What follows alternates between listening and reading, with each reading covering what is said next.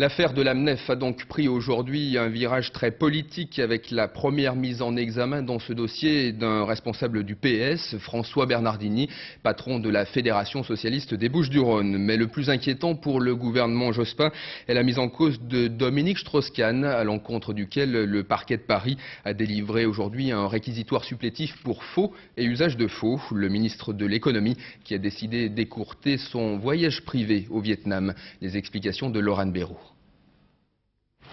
Dominique Strauss-Kahn a-t-il bénéficié d'un emploi fictif par l'intermédiaire de l'AMNEF en tant qu'avocat d'affaires? Pour le savoir, le parquet a délivré aujourd'hui un réquisitoire supplétif pour faux et usage de faux.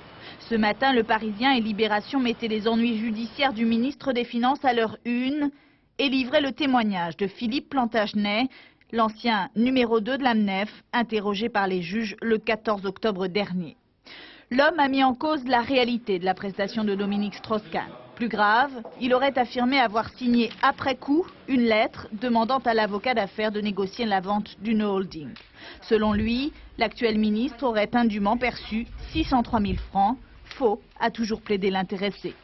Ceci correspond à des revenus de l'ordre de 270 000 francs pour les 2 années, c'est-à-dire 135 000 francs par an.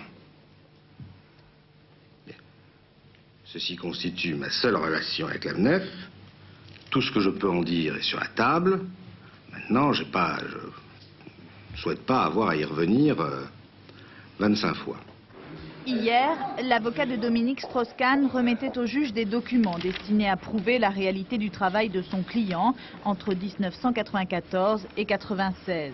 De son côté, Olivier Spitakis, l'ancien directeur de l'AMNEF, était mis en examen et écroué à la santé.